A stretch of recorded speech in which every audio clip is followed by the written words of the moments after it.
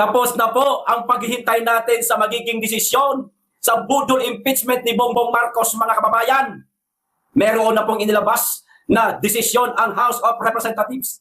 Nagpasya na po sila, mga kababayan, sa botong 42, 1 at hanggang 3. Tuluyan na pong ipinasura ang impeachment laban kay Bangag. Siyempre, ibabasura talaga yan.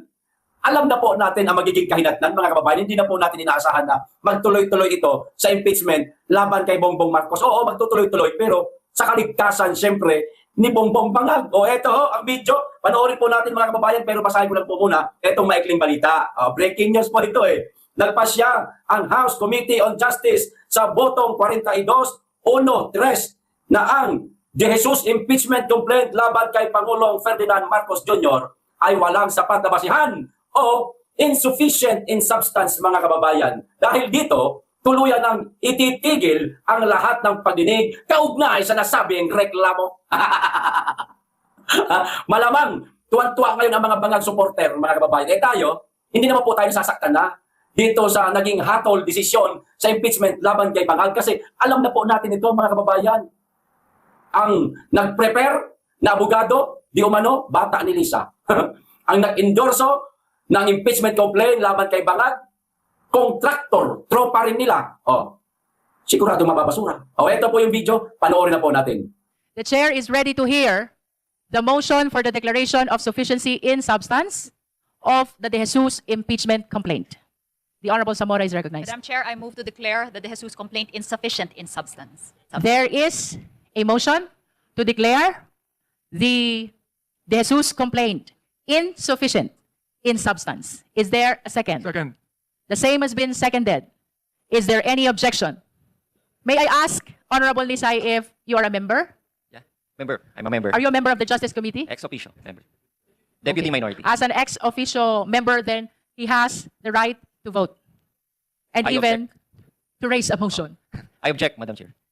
There is a motion to declare the De Jesus impeachment complaint insufficient in substance. The same has been objected to. We therefore divide the House. Again, the motion is to declare the De Jesus complaint insufficient in substance. Those who are in favor of the motion, please raise your right hand.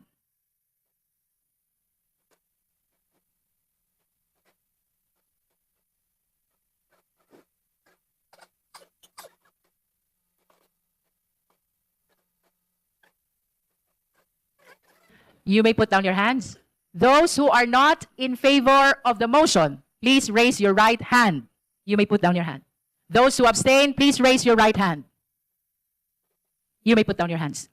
With a vote of 42 in favor of the motion, 1 against the motion, and 3 abstain, the chair therefore declares the impeachment complaint of De Jesus insufficient in substance. At this juncture, the chair is ready to hear the motion for the declaration of sufficiency in substance of Masa et al. Impeachment Madam complaint. Chair, The Honorable Erice is recognized. Madam Chair, I move that we declare the Masa complaint as sufficient in substance. So move, Madam Chair. There is a motion to declare the Masa et al. Impeachment complaint sufficient in substance. Is there any second? Second Who motion, Madam seconded? Chair. The Honorable De Lima seconded. Is there any objection? I object. The motion has been objected to. We therefore divide the House. Let me restate. The motion is to declare Masa et al. Impeachment complaint sufficient in substance. Those who are in favor of the motion, please raise your right hand. You may put down your hands. Those who are not in favor of the motion, please raise your right hand.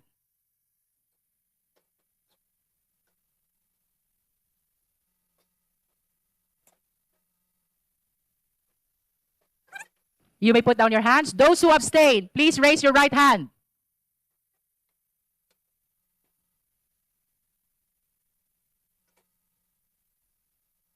With vote in favor of the motion, 7, and those against the motion, 39, with 0 abstention.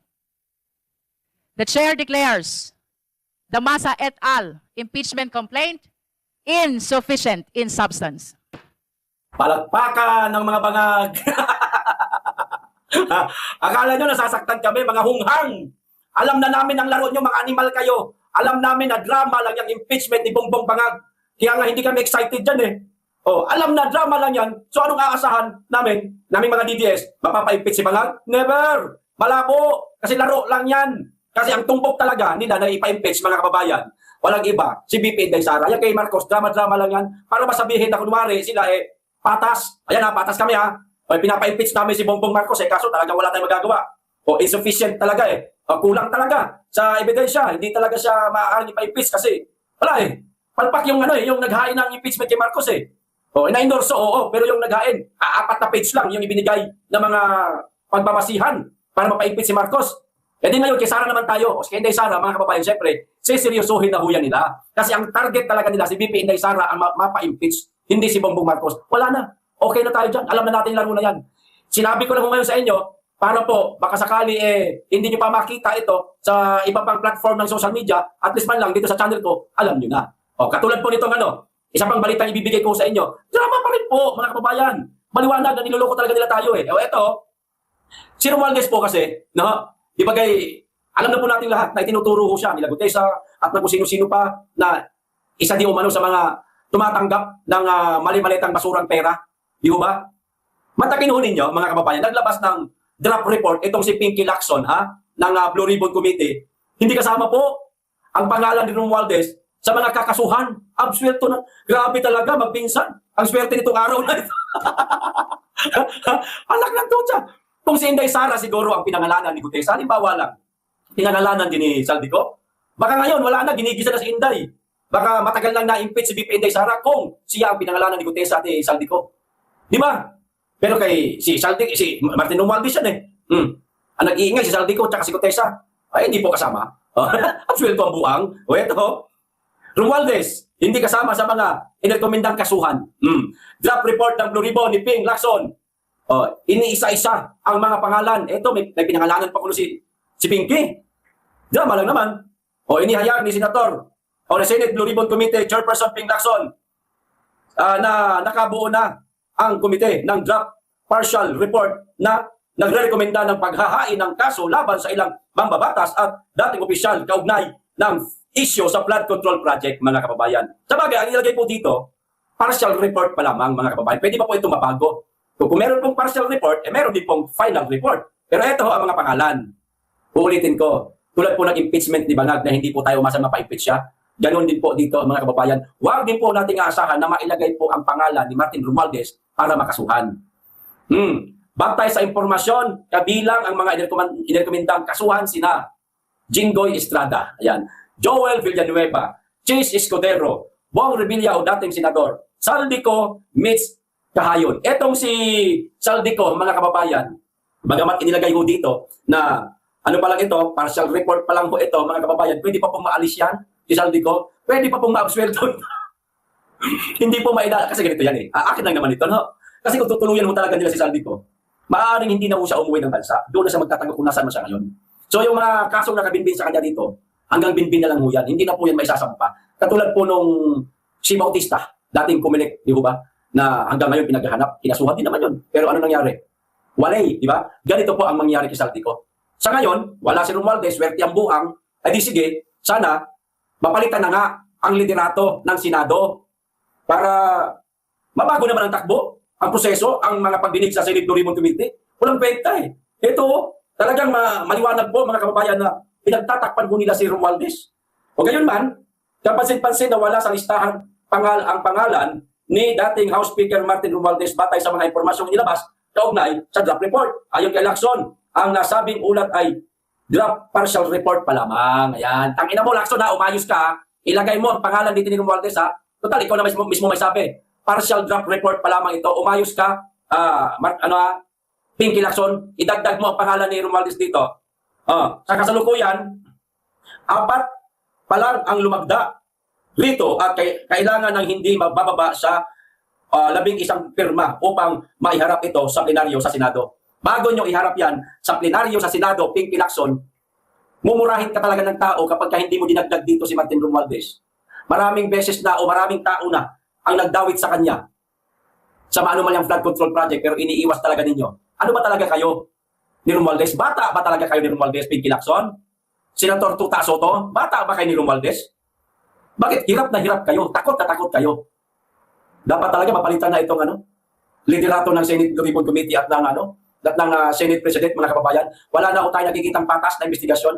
Wala na po kaasahan ng taong bayan na mayroong managot na big fish dyan sa maanumalyang flood control project. Niloloko na ho nila tayo. Maliwanag na panloloko ito sa ating lahat, mga kababayan. Tayo mga nasa baba na nakakaalam ng katotohanan dahil nga napakarami ng lumantad, napakarami ng mga taong nagdawit kay Romualdez na sangkot siya.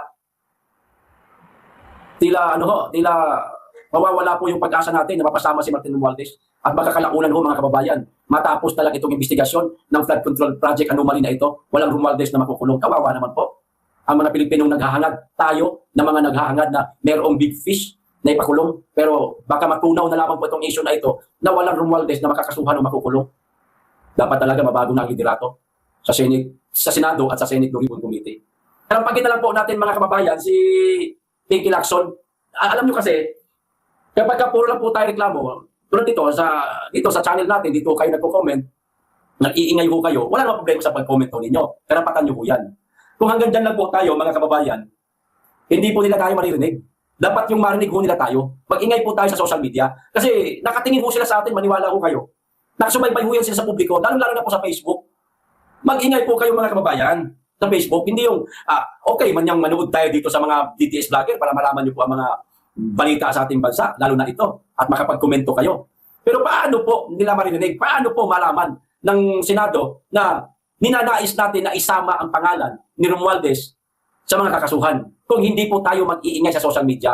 Itag po natin ang Senate of the Philippines, si Ping Lacson, kalampagin natin siya, mga kababayan, sa ating kanya-kanyang social media account, iparating sa kanya na huwag niyang kaligtaan na isama ang pangalan ni Romualdez sa mga kakasuhan. Maliwanag ng ilang beses na sa pinangalanan, binabaliwala lang mo nila, nagbibingi-bingihan mo sila. Parang nakatanggap yata talaga. Ito, si Pinky Lacson, mga kababayan, ng malakalaking halaga. Hindi mo magkakaganyan yan No? Pinky Lacson, kayo ba'y nakatanggap ng malakalaking halaga? Magkano po ba, sir? Magkano po ibinigay sa inyo sa Maluslos? Bakit ganyan na lang po kayo kung iiwas nyo ang kanyang pangalan? Niilagay man lamang yung kanyang pangalan sa mga kakasuhan, hindi nyo humagawa. Hawak na rin ba kayo sa liig? Tuta ka rin ba? Pinky Lacson ni Romualdez? Nagtatanong lang kami Tangina nyo. Ito pa isang balita. Tungkol naman po ito, mga kababayan, sa pagpapalit ng liderato, ewan ko lang po sa inyo kung sang-ayon ho kayo. No, ang usap-usapan noong mga nakaraang linggo pa, di umano babae ang papalit kay Senator Tuta Soto. Maaaring babae nga. Maaaring totoo nga po yung usap-usapan na kung magpapalit ng liderato ang Senado, babae na kauna-unahan. Akala ko ba naman si Pia Cayetano? Natuwa ako. Kasi atin talaga yan Pero ito, sabi ko dito, basahin ko muna. After distancing herself from rumors in the Senate, Senator Loren Legarda is reportedly poised to become the first female Senate President, mga kababayan. Handa di umano si Loren Legarda na maging kauna-unahang Senate President. Matapos siyang dumistansya sa mga usap-usapan na di umano magkakaroon ng kudeta sa liderato ng Senado. Ngayon, biglang nagbago yung kanyang testimonya. Handa na siya ngayon, mga kababayan, na maging kauna-unahang babaeng Senate President. Hindi kaya ito, tanong lang naman, hindi kaya ito nagipag-meeting sa kanya si Tuta Soto? Kasi, mga kababayan bagamat nanay po ito ni Leandro Labiste, na isa sa pinakamatapang ngayong pinakabata rin na kongresistang lumalaban sa administrasyon o sa napakalang korupsyon sa ating bansa.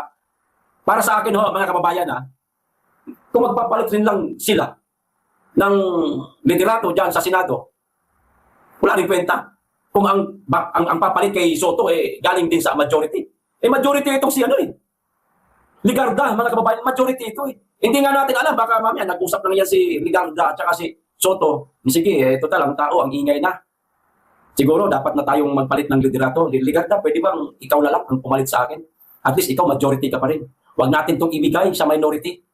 So hindi pa rin po mapapalitan ang Senate Review Committee. Si Pinky Lacson pa rin po siguro. At ang kanyang busy, si Erwin Tulfo. Walang kwenta.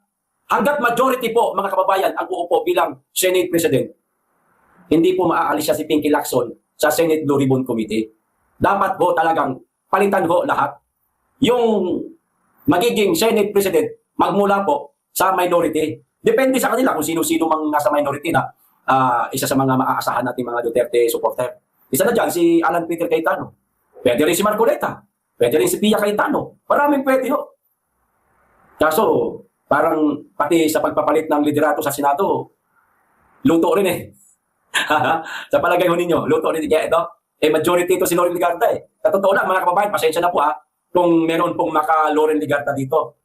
Ako hanggat maaari, hanggat nasa majority ang isang senador, ayoko sa kanya. Mahirap pong magtiwala mga kababayan. Majority pa rin kasi ito eh.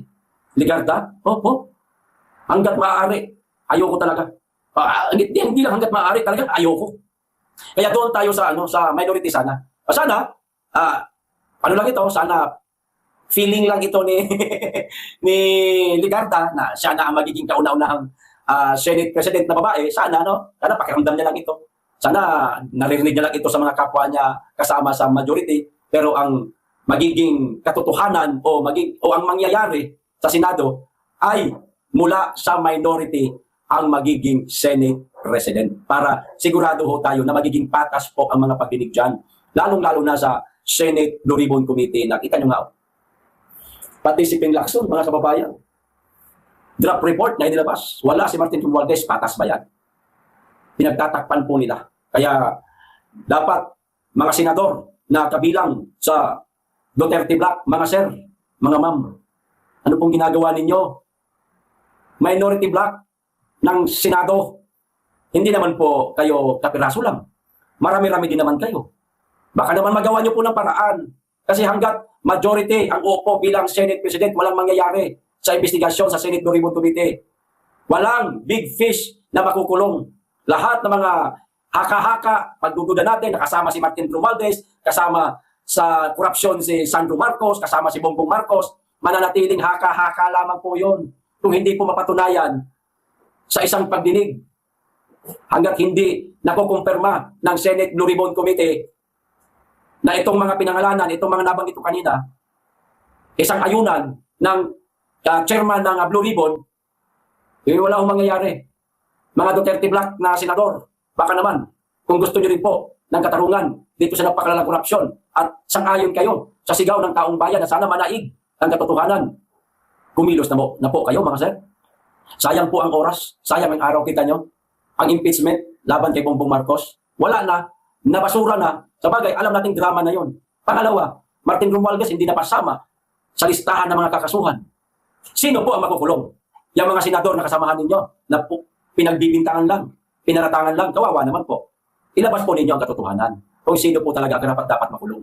Kumilos na po kayo, Duterte Black Senators. Gawin nyo na po ang kudita sa lalong madaling panahon. Okay? Bago pa magalit sa inyo ang mga DDS. Ayos. Hanggang dito lang. Maraming salamat. Mag-iingat kayo lagi. Tigit sa lahat. Mahalin po natin ang Pilipinas.